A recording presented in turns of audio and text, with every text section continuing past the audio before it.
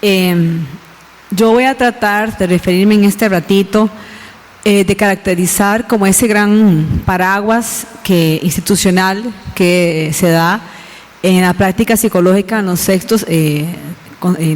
centros educativos de comunidades pobres de este país, para ver cuáles son las visiones, versiones y posibilidades de esa educabilidad que nos decía ahora el señor Vaquero. Voy a leer porque hablo mucho y tiendo a dispersarme, entonces leo. Este trabajo forma parte de un ejercicio de investigación mayor, además que estamos realizando en el marco del INIE con otras compañeras y colegas que trabajan también en este tipo de escuelas, y constituye una reflexión acerca de la plataforma institucional en el que se dirime la práctica psicológica. El texto considera dos ejes esenciales para el abordaje del tema, que son el de género y además el gremial.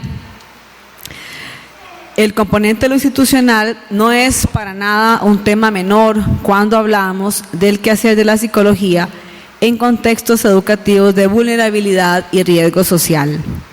Comporta una vasta y compleja trama de elementos y yo por ahora me voy a concentrar solamente en esta parte de la dimensión de lo estructural. La institución educativa como marco. Como bien dije ahorita, el eje de género es una de las grandes categorías básicas de análisis. Constituye un eje en este estudio debido a que en las escuelas primarias costarricenses una buena parte de la nómina que conforma la planilla de las trabajadoras son mujeres, maestras, misceláneas, conserjes, cocineras, psicólogas, en algunos casos directoras. La presencia masculina se limita a alguno que otro docente, los compañeros guardas de seguridad y a directores. En ese sentido, esta conformación decanta de entrada una estructura formal masculina y, como veremos también más adelante, patriarcal. La dinámica que se establece en los centros educativos está mediatizada por una serie de factores que van desde elementos de orden macroestructural, como el sistema de nombramientos o los plazos MEP, hasta aspectos de orden más específico, como las características de la comunidad educativa en donde se ubica el centro o el estilo de gestión de la persona que ocupa el cargo de dirección. Sin embargo, la variable de género trastoca todo el funcionamiento. La escuela, como institución social, se convierte en un escenario por excelencia, donde se dirimen dinámicas patriarcales y sexistas, que incide en todo el sistema de relaciones. Independientemente del sexo de quien ejerce la jefatura, los juegos de poder, las prácticas de discriminación, exclusión, los micromachismos y la violencia de género, vista como hostigamiento sexual o persecución laboral, constituyen situaciones frecuentes. Por otro lado, con respecto a la cuestión del gremio magisterial, encontramos que existe cierto funcionamiento particular que se manifiesta en la construcción de lealtades, manejo de conflictos, conformación de una identidad gremial que implica el posicionamiento frente a otros gremios y otros sectores sociales y, por supuesto, también una visión de su función como profesionales de la educación. El aspecto gremial es una de las dimensiones políticas más importantes en la educación en el sentido amplio de la expresión. El MEP forma parte del sistema institucional público costarricense, que además representa, o al menos había representado en Costa Rica hasta hace algunos años, un gran motivo de orgullo nacional. La educación pública en Costa Rica se ha caracterizado, entre otros aspectos, por la posibilidad que le dio a un gran sector de la población de movilidad social. Un fragmento importante de nuestra sociedad se vio beneficiada por el acceso a la educación, debido a que durante varios años hubo una política pública educativa que implicó una gran cobertura poblacional. Es a partir de la década de los 90, más o menos, ya con el inicio determinante de la implementación de la estrategia neoliberal en este país y del abandono paulatino de las políticas universales de bienestar social, que empezó el deterioro de la educación en esos términos de ascenso social. Formar parte de la institucionalidad pública no es cualquier dato en Costa Rica, por lo menos, pues buena parte de su identidad nacional está asentada justamente en toda esa plataforma de instituciones que habían respaldado por años el régimen democrático y el Estado de Derecho, que a pesar de sus defectos e inconsistencias, había caracterizado la idiosincrasia costarricense y su forma de organización sociopolítica. Las instituciones públicas son pues entonces un referente simbólico que otorga cohesión, sentido de pertenencia, fuente de orgullo colectivo y sobre todo que constituían un espacio donde se materializaba, expresaba y se canalizaba el conflicto social. Todas las instituciones sociales encarnan los valores de la sociedad que las contiene y en un juego dialéctico nutren y son nutridas por el sistema de organización social y en ese sentido ideologizan y son ideologizadas. En Costa Rica, el caso de la educación para mí sería nuestro mejor ejemplo quizá. Las políticas, reglamentos y en general casi todos los aspectos formales del MEP revelan un funcionamiento estructural caracterizado por la verticalidad, el adultocentrismo, el sexismo, el clasismo y en general por un estilo discriminatorio en todos los niveles y áreas. A pesar de que se están realizando esfuerzos importantes para modificar algunos de esos aspectos, esa fuerte traducción de un know-how se mantiene aún muy arraigada. Sumado a lo anterior, se ha filtrado el aporte de la cultura sindical magisterial, que históricamente había sido muy fuerte, tanto en cantidad de agremiados como en fuerza política. Se suma también a este elemento un significativo componente de religiosidad y conservadurismo, muy congruente con el sistema patriarcal y autoritario ya antes mencionado. Esa estructura formal, con su consecuente impacto en lo informal, en las relaciones, esa suerte de híbrido es la que enmarca las prácticas, los valores y modalidades de vinculación y es lo que yo llamo la cultura MEP.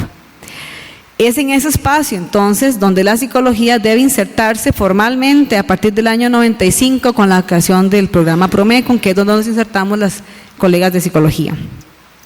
Promecon era un programa de carácter asistencial que se insertó en un sistema o una institución social que no fue en ese momento creada ni pensada con ese fin. Todo lo contrario, la escuela se había entendido en Costa Rica y asumido como un medio para que las personas alcanzaran mejores condiciones de vida a través de la autogestión y donde además tampoco era el único esfuerzo orientado a ese objetivo, sino que en general el país realizaba importantes acciones intersectoriales para promover un mejor nivel de desarrollo humano colectivo. Entonces no era solo el sector de la educación de quien dependía ese ascenso social. En el año 95, Costa Rica ya llevaba un camino recorrido en las políticas neoliberales y el gobierno de turno mostraba una clara tendencia en ese sentido. El deterioro de las condiciones de vida de algunos sectores debía combatirse de alguna manera. Entonces, de un predominio de políticas universales, empezamos a pasar a mayor énfasis en las políticas focalizadas, que es una característica básica de los sistemas políticos que refuerzan y acentúan la desigualdad social. Con la creación de Promecon se reconocía implícitamente el deterioro de la educación y en general de las condiciones de vida de un sector social, pero al mismo tiempo se instalaba el principio ideologizado de que la educación por sí misma iba a remediar el problema estructural de la inequidad social. A 18 años de su inicio, hoy solo confirmamos lo que ya sabíamos.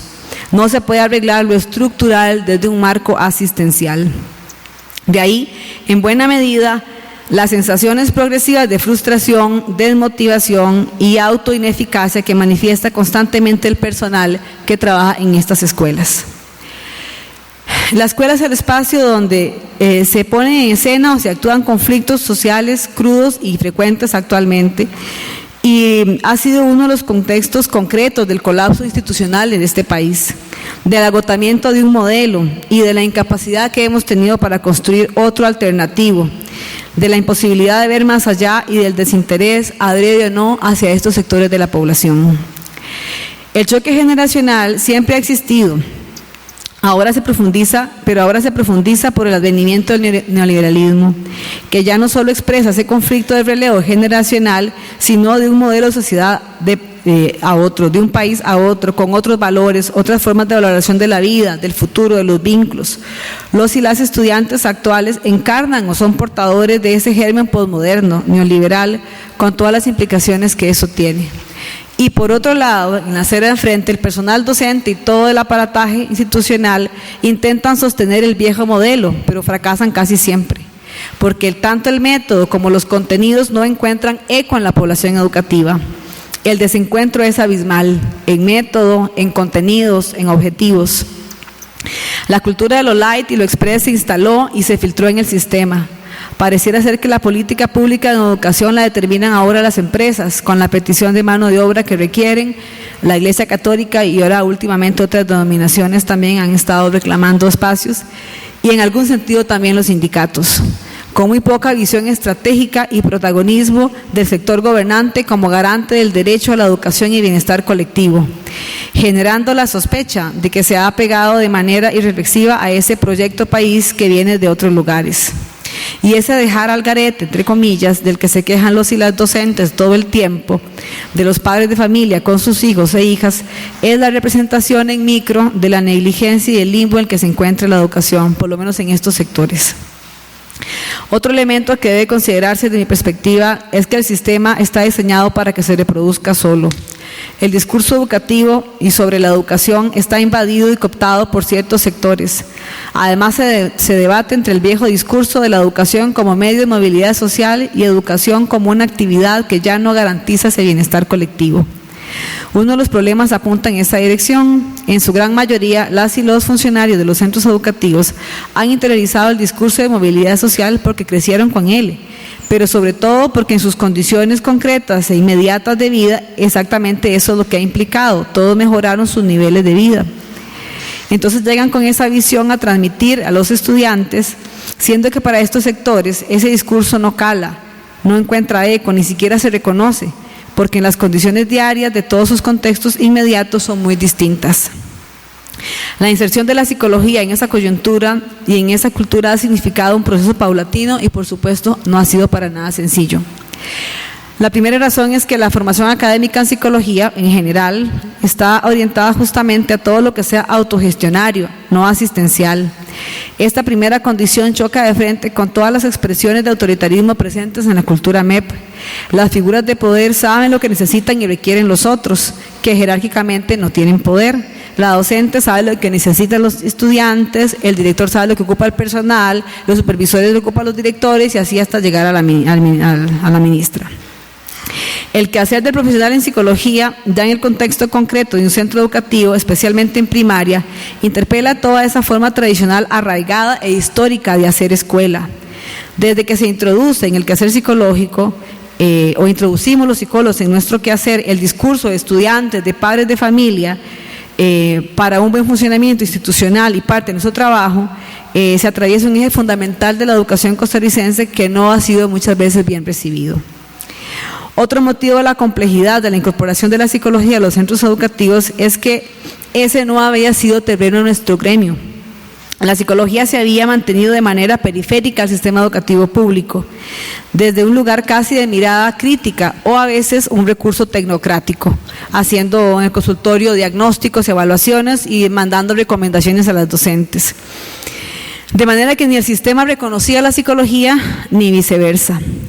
A lo anterior había que agregarle que predominaba una visión del problema centrada en el estudiante, a quien se diagnosticaba o evaluaba, situación que por sí sola no implicaba necesariamente un conflicto, pero cuando se insertaba esa intervención de manera crítica, interpelando el sistema, sí se generaban roces y desencuentros.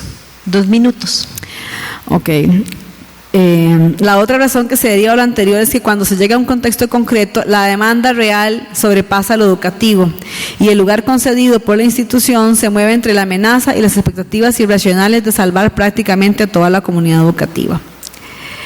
Este punto ha significado con frecuencia un elemento más disonante, muchas veces con las jefaturas, aunado a la otorgación de recursos, y también ha significado conflictos con autoridades del MEP, y aquí de nuevo se quiebra la forma tradicional de comportarse como funcionario MEP, que es lo tradicional, reciben la directriz, se acepta sin ninguna reacción o con poca expresión de disidencia, y en ese sentido no solo las profesionales en psicología, sino en general de los equipos con los que trabajamos, que son sociólogos, trabajadores sociales, etcétera, nos hemos conducido distinto, preguntando, investigando, un poco siendo críticas con esa forma de proceder.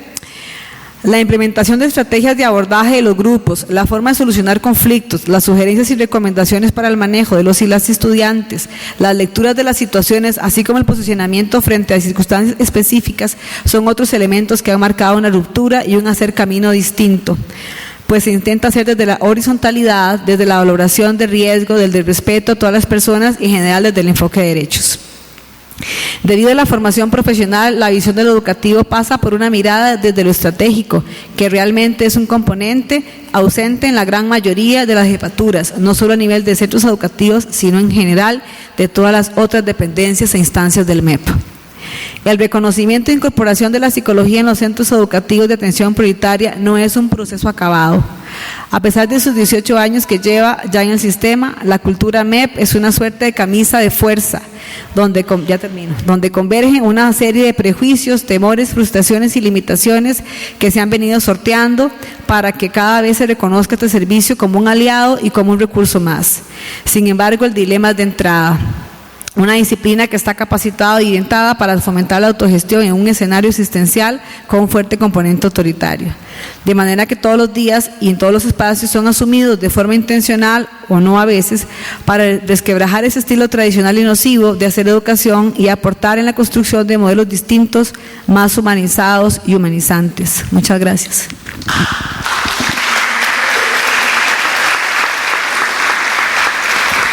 Muchas gracias, Vilma.